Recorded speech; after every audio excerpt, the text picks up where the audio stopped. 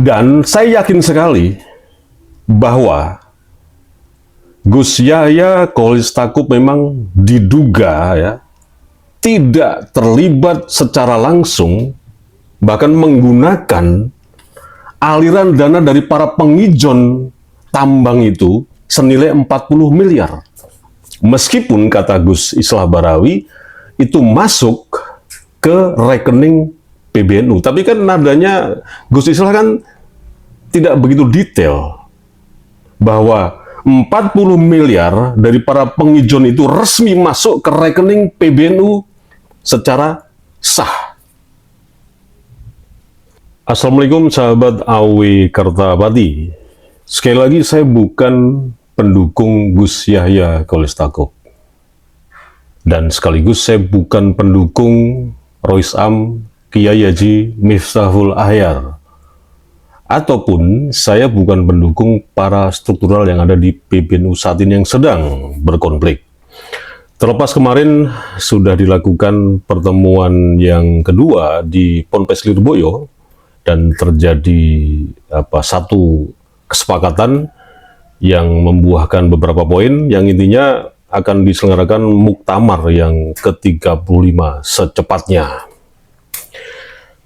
Namun saya coba suguhkan beberapa hal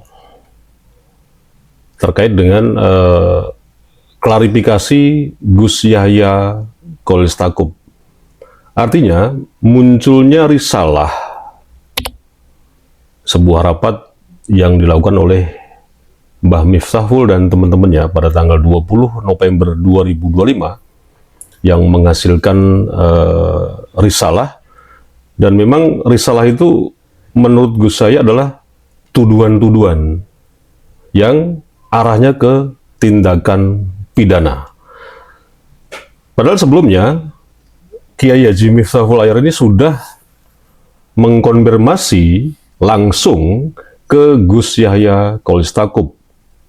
Jadi sebelum pertemuan tanggal 20 November 2025 di Hotel Kasultanan itu, Gus Yahya sudah dipanggil dan sudah bertemu dengan Kiai Haji Miftahul Ahyar. Dan Gus Yahya sudah mengkonfirmasi juga persoalan-persoalan yang terjadi. Tapi sayangnya keterangan dari Gus Yahya Kholilstakuf yang by data itu tidak disampaikan ke rapat atau tidak menjadi pertimbangan pada rapat pleno tanggal 20 November 2025. Langsung aja di shortcut dan muncul risalah yang intinya adalah tindakan-tindakan penuduhan kepada Gus Yahya Kholilstakuf, tindakan pidana. Artinya di sini Gus Yahya sendiri minta keadilan. Kenapa? Saya sudah memberikan keterangan yang lengkap by data, kenapa juga tetap ngotot risalah yang muncul tanggal 20 November 2025 itu dimunculkan tanpa tabayun. Padahal sudah Gus Yahya ini sudah ngasih keterangan gitu loh, by data lagi. Dan banyak ulama yang lainnya dari jajaran Tamfidiyah, kemudian di cabang, kemudian di wilayah itu, agar Gus Yahya itu hadir di sidang pleno itu. Tapi Gus Yahya tidak diundang. Ini keterangan saya nggak buat-buat, ini langsung nanti ya Anda lihat di VT klarifikasi Gus Yahya Kholilstakuf yang akhirnya membongkar yang sebenar-benarnya yang terjadi, bahwa risalah dari hasil pleno itu memang ugal-ugalan, pemaksaan kehendak. Nah, disinilah nanti yang akan saya bahas kenapa risalah itu tetap dilakukan dan ugal-ugalan akhirnya memunculkan penunjukan PJ. Gus Yahya Kholilstakuf langsung suruh berhenti dalam waktu 3 hari, dan kemudian ada Katib Am yang baru. Nah, ini kan memang tidak jauh-jauh dari tambang. Dan keterangan ini saya ambil dari keterangan langsung dari Gus Islah Bahrawi. Anda pasti lihat dong di podcastnya Puang Akbar Faisal ketika dengan Gus Islah Bahrawi, dan Gus Islah Bahrawi siap dituntut siapapun juga secara hukum kalau keterangannya memang mencela-mencela dan mengada-ada. Dan perlu diingat bahwa di delujen dokumen yang merupakan dokumen rahasia terkait dengan konsesi tambang PBNU sudah dipegang oleh Gus Islah Bahrawi. Jadi siapapun juga yang memang tidak terima dalam hal ini, ya silahkan konfrontir dengan Gus Islah Bahrawi.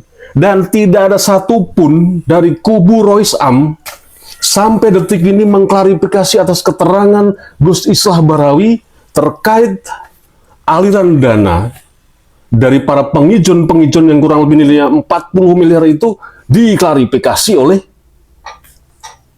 pihak Rois Am, Mbah Miftahul Air dan konco-konconya.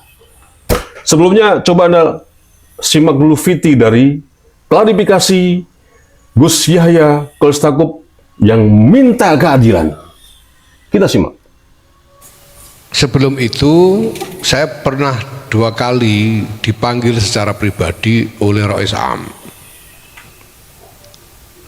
dengan pesan bahwa saya harus datang sendirian tanpa membawa teman siapapun. Beliau minta pertemuan 4 mata. Dalam 2 pertemuan itu beliau menanyakan sejumlah hal. Yang pertemuan pertama saya jawab secara umum, dalam pertemuan kedua saya jawab dengan lebih rinci dengan menyertakan dokumen-dokumen sebagai data kepada Rois Am. Tetapi di dalam rapat tanggal 20 November itu tidak sedikit pun jawaban, klarifikasi, informasi dari saya disampaikan kepada rapat, apalagi dipertimbangkan. Disampaikan kepada rapat pun tidak, jadi hanya tuduhan-tuduhannya saja yang disampaikan dalam rapat itu. Sampai kemudian entah bagaimana prosesnya, tiba-tiba keputusan diambil alih oleh Rois Am dan 2 orang wakil Rois Am, dan kemudian muncul risalah rapat yang sebelum dikirimkan kepada saya sudah disebarluaskan di media-media sosial, yang isinya ya lagi-lagi persis tuduhan-tuduhan yang dianggap sudah sebagai penetapan hukum beserta vonis bahwa saya harus mengundurkan diri dalam waktu 3 hari atau diberhentikan. Nah, saya sampaikan kepada para sesepuh mustasyar bahwa ini berarti hak-hak saya sebagai ahli syahadah sama sekali diabaikan, bahwa saya diperlakukan seperti kafir harbi yang halal kehormatan saya, karena saya hanya dituduh tanpa diperbolehkan memberikan klarifikasi sama sekali. Kalau kita simak dari VT Gus Yahya Kholilistakuf tadi tentang klarifikasinya, ya ini sungguh luar biasa ya, tindakan dari seorang Rois Am. Entah kenapa yang ada di benak pikirannya dan hatinya. Kenapa sebegitunya gitu loh, ngotot, langsung sikat begitu aja, langsung tunjuk PJ dan seterusnya. Kembali lagi kan jelas, persoalan ini ya, terlepas ya, ini sudah clear kemarin ya, pertemuan di Lirboyo yang kedua ini, ada beberapa kesepakatan untuk muktamar dipercepat, tapi coba saya memandang sudut pandang yang lain, bahwa memang persoalan ini tidak jauh-jauh dari masalah tambang. Sekarang begini logika berpikirnya, seperti yang dinyatakan oleh Gus Islah Bahrawi, sampai detik ini belum ada satupun personil yang di kubu Mbah Miftah ini mengklarifikasi atas pernyataan Gus Islah Bahrawi. Padahal ini sangat-sangat sudah menyebar kemana-mana, dan Nahdliyin tahu sebetulnya isinya itu sungguh-sungguh memang bikin miris, bikin nangis, kok ya sampai separah itu gitu loh, soal tambang. Dan saya yakin sekali bahwa Gus Yahya Kholilistakuf memang diduga ya tidak terlibat secara langsung, bahkan menggunakan aliran dana dari para pengijon tambang itu senilai 40 miliar. Meskipun kata Gus Islah Bahrawi itu masuk ke rekening PBNU, tapi kan nadanya Gus Islah kan tidak begitu detail bahwa 40 miliar dari para pengijon itu resmi masuk ke rekening PBNU secara sah. Kalau itu memang benar-benar ke rekening PBNU ya, kalaupun benar ya, seperti yang dikatakan oleh Gus Islah Bahrawi, kan tentu saja ya mustahil kan Gus Yahya ini tidak tahu menahu. Dan yang muncul di media mainstream ini adalah yang terus diberitakan adalah dana dari Maming kan yang masuk ke PBNU kan, ke bendara PBNU kan, bukan dana dari para pengijon itu kan. Nah, kalau udah seperti ini, kalau Gus Yahya terlibat dalam penggunaan dana lah ya, diduga itu ya, tentu saja Gus Yahya Kholilistakuf tidak akan berani menghadap ke Presiden Prabowo untuk meminta petunjuk atau rekomendasi dan seterusnya terkait tambang ini. Karena jelas-jelas di sini, seperti yang dikatakan oleh Gus Islah Bahrawi, bahwa Pak Prabowo tentu saja tidak menginginkan konsesi tambang yang diberikan oleh Presiden Jokowi. Artinya diberikan bukan dari seorang Jokowi kan, tapi yang memberikan negara ke PBNU ini kan, dikelola oleh ekosistem Jokowi. Tentu saja Pak Prabowo tidak menginginkan seperti itu. Nah, apa yang dikatakan oleh Gus Islah Bahrawi itu kan jelas bahwa di sini ada tarik-menarik.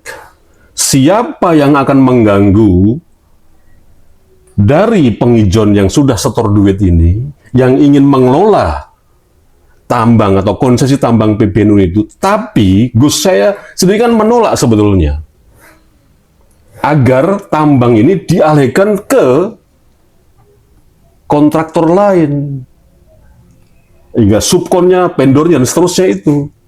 Seperti yang dikatakan oleh Gus Islah Bahrawi setelah menghadap ke Presiden Prabowo kan. Nah, sebetulnya bahasa Gus Islah Bahrawi itu ya bahasanya Gus Yahya Kholilistakuf. Kenapa bisa dibilang gitu? Kan tidak mungkin di delujen dokumen itu diberikan begitu saja ke Gus Islah Bahrawi. Dan yang memberikan adalah, ya tentu sajalah Gus Yahya Kholilistakuf. Tidak mungkin dari kubu Rois Am, Mbah Miftahul. Kan di sini jelas sesuai nama PT Tambang PBNU itu kan, saya lupa namanya. Direktur utamanya adalah Gus Yahya Kholilistakuf kan. Sementara Mbah Miftah kan cuman Dewan Komisaris. Penentu tambang itu ya Gus Yahya Kholilistakuf. Dan saya sudah komunikasi dengan circle dari Gus Yahya Kholilistakuf, tapi eksternal ya, itu mengatakan memang Gus Yahya ini menginginkan pengelolaan tambang konsesi yang diberikan oleh negara ke PBNU ini memang dikelola untuk kemaslahatan umat, bukan untuk kelompok-kelompok tertentu. Jadi ini benar-benar tambang ini diurus yang benar untuk PBNU, bukan untuk oknum-oknum atau kelompok-kelompok tertentu yang ada di PBNU. Dan kelompok itu siapa? Anda tebak sendiri sekarang. Yang ngotot untuk mecat Gus Yahya itu siapa? Ya itulah, kelompok itulah yang ingin menguasai konsesi tambang itu. Bukan untuk kemaslahatan umat, tapi untuk prodotnya mereka sendiri itu. Kan itu akhirnya yang terjadi sekarang ini. Terlepas dari soal pertemuan di Ponpes Libro yang terakhir ya, ini lepas dari itu ya. Tetap ini. Makanya ketika pertemuan selesai di Lirboyo itu, ada Mbah Miftahul Ahyar, di belakangnya ada Gus Ipul, ditanya oleh wartawan Kompas, bagaimana Mbah Miftah, PJ yang sudah ada itu, yang panjenengan tunjuk, kemudian katipan yang panjenengan tunjuk itu gimana statusnya? Setelah ada kesepakatan untuk muktamar, untuk dipercepat itu. Jawabannya gimana coba? Anda pasti tahu, coba kita simak jawaban dari Mbah Miftahul Ahyar terkait PJ Saudara Zulfa dan Katib Am Saudara Muhammad Nuh. Coba Anda simak videonya, bagaimana jawaban Mbah Miftahul Ahyar. Kita simak. Berarti yang mana yang masih aktif, Pak Yai? Ya, hasil pleno kan masih belum dinasakh, belum diralatkan. Nanti plenonya. Itu aja. Ya sepertinya lah, kalau belum dihapus, belum dianu kan, ya pleno yang ini kan. Belum dihapus. Masih Yahya ya. Ya? Masih Yahya. Ya, saya sudah bilang kok, zaman jangan tersinggung kalau pleno yang belum dirubah ini, menanti pleno yang akan datang. Ya seperti itu yang saya sampaikan. Ya, Cepat Yai. Cukup. Soal muktamar bagaimana Ki? Iya kan, muktamar dipercepat. Jadi pelaksananya Pak Zulfa sama Kiai ya untuk muktamar. Ya. Pelaksananya nanti Pak Zulfa sama Pak Kiai. Ya, nanti kan ada pleno nanti itu. Pleno itu nanti membahas apa? Akan membahas apa gitu? Akan Ya, apa? ya itulah nanti pleno bagaimana hasilnya nanti. Tapi rencana Mengubah penjabat ketum kemarin berarti Ya memang pleno itu lembaga keputusan yang tertinggi di antara muktamar dan lainnya. Kalau semua itu dibawa ke muktamar lama, berapa tahun. Makasih ya. Nah, jawabannya apa? Ngambang kan? Mbak Miftah dicecer terus pertanyaan seperti itu tentang PJ dan tentang Katipam kan nggak jelas jawabannya. Nanti kita bicarakan, nanti bagaimana hasilnya. Kalau benar-benar Mbah Miftahul Ahyar ini seorang ulama besar, seorang yang berilmu, seorang yang punya karomah, seharusnya presisi, jelas, tegas, dan jujur. Apalagi Gus Ipul harusnya meredam, agar setelah terjadi kesepakatan pertemuan kedua di Ponpes Lirboyo itu, ya sudahlah, Mbak Miftah udah itu dianulir semua, PJ digugurkan, Katipam digugurkan, mari bersatu bahwa PBNU ini tidak ada dualisme kepemimpinan, tidak ada muktamar tandingan. Selesai, baru soal tambang ini. Ya pasti tetap terjadi gejolak, pasti, karena udah tarik-menarik. Yang satu tersandera oleh aliran dana para pengijon, Gus Yahya bebas. Karena memang tidak terlibat oleh para pengijon-pengijon itu. Gitu loh. Kalau di kronologikan seperti itu. Nah, bagaimana akhirnya sikap Nahdliyin? Kalau muktamar nanti terjadi, jangan pilih lagi Mbah Miftahul Ahyar. Ini buat PCNU, buat PWNU. Mohon maaf sebelumnya, panjenengan semuanya, para kiai sepuh yang ada di PC dan PW ini, mohon di seluruh Indonesia. Jangan ya menampilkan nama Mbah Miftahul Ahyar sebagai kandidat Rois Am. Ini sangat berbahaya sekali karena kalau diterus-teruskan seperti ini. Itu saja, mudah-mudahan bermanfaat. Wassalamualaikum warahmatullahi wabarakatuh.